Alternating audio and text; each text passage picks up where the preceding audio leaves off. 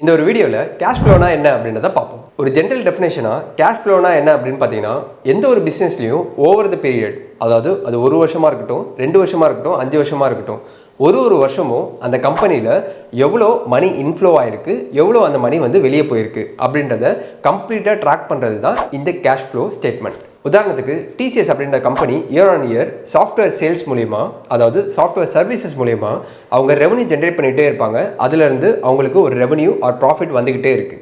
அந்த ஒரு revenue R profit வேறு எங்கே ரீஇன்வெஸ்ட் பண்ணியிருக்காங்க, எந்த மாதிரியான பாரோயிங்ஸ் அடைச்சிருக்காங்க, ப்ளஸ் அந்த கம்பெனியில் எவ்வளோ கேஷ் இருக்குது அப்படின்றத கம்ப்ளீட்டாக ட்ராக் பண்ணுறது தான் இந்த கேஷ் ஃப்ளோ ஸ்டேட்மெண்ட். ஸோ இப்போ இந்த கேஷ் ஃப்ளோ ஸ்டேட்மெண்ட்டை ரியல் டைம் எக்ஸாம்பிள் வச்சு பார்ப்போம். இதுக்கு டிசிஎஸ் அப்படின்ற அந்த கம்பெனியை எடுத்துக்கலாம். ஸோ ஸ்க்ரீனர் வெப்சைட்டில் டிசிஎஸ் அப்படின்னு சர்ச் பண்ணிங்கன்னா, ஸ்க்ரால் பண்ணிங்கன்னா கேஷ் ஃப்ளோஸ் அப்படின்ற மாதிரி ஒரு செக்ஷன் இருக்கும்.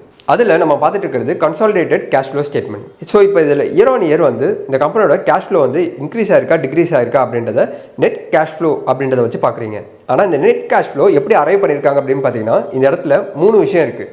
ஒன்று cash flow from operating activity, ரெண்டாவது cash flow from investing activity, மூணாவது cash flow from financing activity. First cash flow from operating ஆக்டிவிட்டியை பார்ப்போம். இதில் நீங்கள் ஃபர்ஸ்ட்டாக பார்க்குறது ப்ராஃபிட்ஸ் ஃப்ரம் ஆப்ரேஷன், அதாவது ஒரு கம்பெனி ரன் பண்ணுறதுலேருந்து அவங்களுக்கு எவ்வளோ ப்ராஃபிட்ஸ் வந்துட்டு இருக்கு அப்படின்றது தான் இந்த profits from operation.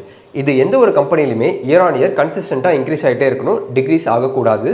Suppose 1 or 2 years degrees ஆகிட்டு திருப்பி இன்க்ரீஸ் ஆச்சு அப்படின்னா ஃபைன். ஸோ இந்த ப்ராஃபிட் ஃப்ரம் ஆப்ரேஷன் டிசிஎஸ் அப்படின்ற கம்பெனிக்கு இயர் ஆன் இயர் இன்க்ரீஸ் ஆகிட்டு இருக்கு. அடுத்து ரிசீவபிள்ஸ், ஒரு கம்பெனிக்கு வரக்கூடிய பணம், அதாவது டிசிஎஸ் அப்படின்ற கம்பெனி பெரிய பெரிய பேங்க்ஸுக்கு பார்த்தீங்கன்னா சாஃப்ட்வேர் சர்வீஸ் ப்ரொவைட் பண்ணிட்டு இருக்கலாம். அந்த சாஃப்ட்வேர் சர்வீஸ் ப்ரொவைட் பண்ணும்போது அந்த கம்பெனி எல்லாமே ஒரே டைமில் டிசிஎஸ்க்கு பணம் கொடுக்கணும் அப்படின்ற மாதிரி அவசியம் இல்லை. ஒரு சிலர் 6 months கான்ட்ராக்ட் இருக்கும், 6 months தள்ளி தான் பணம் கொடுப்பாங்க. ஒரு சில கம்பெனி 1 year தள்ளி தான் பணம் கொடுப்பாங்க. இது எல்லாமே டிலே ஆகி பணம் வருது இல்லையா, இதெல்லாம் ரிசீவபிள்ஸாக இந்த கேஷ் ஃப்ளோ ஸ்டேட்மெண்ட்டில் காட்டுவாங்க. அடுத்து பார்த்தீங்கன்னா இன்வென்ட்ரிஸ், ஒரு கம்பெனி பொருட்கள் தயாரிக்கலாம். உதாரணத்துக்கு ஹெச்யூஎல், பாலு ஃபோர்ஜ், கிராவிட்டா இந்தியா, இந்த மாதிரியான கம்பெனி ஒரு சில ப்ராடக்ட் தயாரிப்பாங்க. அவங்க கம்பெனிக்கு பார்த்தீங்கன்னா இன்வென்ட்ரி அப்படின்ற மாதிரி ஒரு விஷயம் இருக்கும். அதாவது எப்பவுமே பொருட்களை உடனே செல் பண்ண மாட்டாங்க.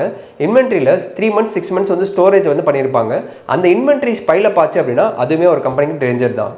ஸோ இன்வென்ட்ரிஸ் கம்மியாகணும் ஒரு கம்பெனிக்கு. அடுத்து பேபிள்ஸ், எப்படி ஒரு கம்பெனிக்கு கிளைண்ட்ஸ்லாம் பணம் தரணுமோ அதே மாதிரி டிசிஎஸ் அப்படின்ற கம்பெனிக்கு பல வெண்டார்ஸ் இருப்பாங்க. அவங்க மந்த் ஆன் மந்த்தோ இல்லை இயர் ஆன் இயர் பார்த்தீங்கன்னா ஒரு சில பேமெண்ட் ஹோல்ட் பண்ணி வச்சுருப்பாங்க. அது சர்டன் பீரியடுக்கு அப்புறம் தான் தருவாங்க. இதெல்லாம் பேயபிள்ஸ். அடுத்து நீங்கள் லோன் அட்வான்ஸ் பார்க்குறீங்க. அடுத்து அதர் ஒர்க்கிங் கேபிட்டல் ஐட்டம்ஸ் பார்க்குறீங்க. ஒர்க்கிங் கேபிட்டல் ஐட்டம் அப்படின்னா டிசிஎஸ் அப்படின்ற கம்பெனி பார்த்தீங்கன்னா ஏகப்பட்ட இன்வெஸ்ட்மெண்ட் பண்ணிட்டு இருப்பாங்க. அதை ஒர்க்கிங் கேபிட்டல் அப்படின்ற மாதிரி சொல்லுவாங்க. அதாவது அந்த பணம் இன்னும் ஒர்க் ஆகிட்டு தான் இருக்குது, அதுலேருந்து இன்னமும் பெருசாக ரிட்டர்ன் வரல. இதெல்லாம் ஒர்க்கிங் கேபிட்டல் ஐட்டம் அப்படின்ற மாதிரி சொல்லுவாங்க. ஸோ இந்த ஒரு கலெக்டிவான இன்ஃபர்மேஷன் தான் cash flow from operating activity. அடுத்து cash flow from investing activity. இந்த ஒரு செக்ஷன் கீழே ஃபிக்ஸட் அசெட் பர்ச்சேஸ், அதாவது கம்பெனி எந்த மாதிரியான அசெட்லாம் பர்ச்சேஸ் பண்ணுறாங்க. அடுத்து ஃபிக்ஸட் அசெட் சோல்டு, கம்பெனி எதெல்லாம் செல் பண்ணுறாங்க, அதோட அமௌண்ட் என்ன. இன்வெஸ்ட்மெண்ட் பர்ச்சேஸ்ட், அதாவது கம்பெனி என்ன மாதிரியான இன்வெஸ்ட்மெண்ட்ஸ்லாம் பண்ணியிருக்காங்க. அடுத்து investment sold, interest received, company invest பண்ணதுலேருந்து எவ்வளோ இன்ட்ரெஸ்ட் கிடச்சிருக்கு. டிவிடெண்ட் ரிசீவ்டு, அதில் இன்வெஸ்ட்மெண்ட்லேருந்து எவ்வளோ டிவிடெண்ட் கிடச்சிருக்கு. அக்வைசேஷன் ஆஃப் கம்பெனிஸ், டிசிஎஸ் ஏதாச்சும் வேறு கம்பெனி அக்வைர் பண்ணியிருக்காங்களா, அதோட காஸ்ட் என்ன. இன்டர் கார்பரேட் டெபாசிட்ஸ், ஏதாச்சும் டெபாசிட்ஸ் பண்ணியிருக்காங்களா. And other investing items. So இந்த பேரை பார்க்கும்போது உங்களுக்கு க்ளீனாக தெரிஞ்சிருக்கும் ஒரு கம்பெனி என்ன மாதிரியான இன்வெஸ்டிங்லாம் பண்ணுறாங்க. அது ஃபிக்ஸட் அசெட்டாக இருக்கலாம், இல்லைனா வேறு ஏதாச்சும் இன்வெஸ்ட்மெண்ட்ஸாக இருக்கலாம்.